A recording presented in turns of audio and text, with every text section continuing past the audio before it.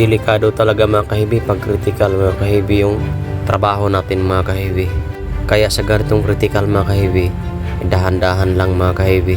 Lalo na pag ikaw isang baguhan. Pero kung maaari kung ikaw ay isang baguhan, huwag mo nang gawin ito.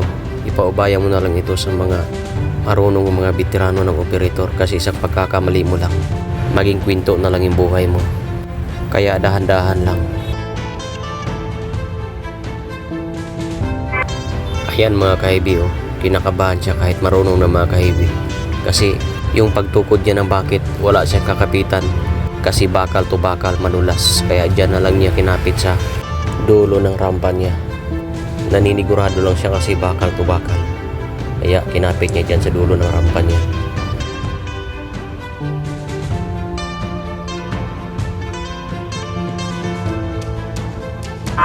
Ayan na, dahan-dahan na siya pababa para safety. Kaya kailangan ay dahan-dahan talaga. Slowly but surely, yun po yun mga kahibi. Pwedeng bara-bara dito, kasi mangyayari pag nagkamali ay isang iglap lang.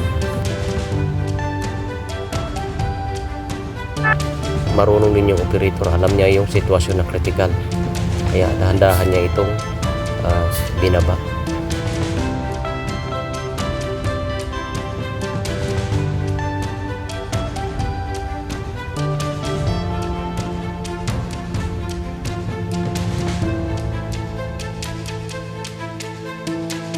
Ayan na, malapit na lumagpas yung kanyang gulong at dahan-dahan niya itong ibaba. Dagdag safety, may isang bako na tumulong. Ilak niya yung bars para hindi masyado magalaw. Ayan na, dahan-dahan ang bumaba si kahibi.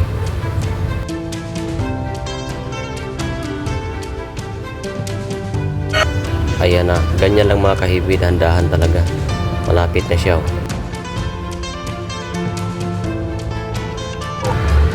Ayan na, nakababa na yung kanyang gulong.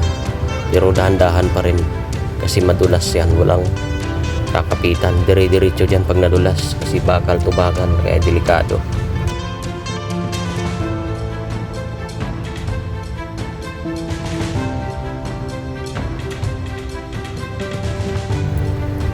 Ayan na, tinaas niya yung kanyang bakit. Sinubukan niyang itaas ng dahan kung hindi madulas. Yan, tandaahan na siya pababa, sabay alalay sa bakit. Nakatukod pa rin alalay.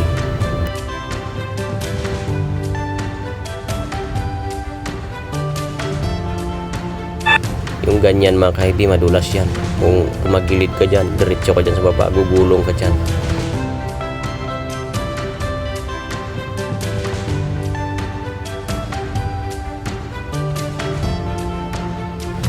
Ayan na, mukhang safety na. Dahan-dahan niya itaas yung kanyang pakit at dahan-dahan pa rin sa pagbaba.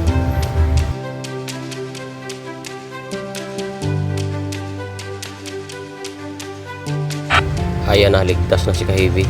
Kaya maigi talaga mga kahibi na dahan-dahan talaga, slowly but surely.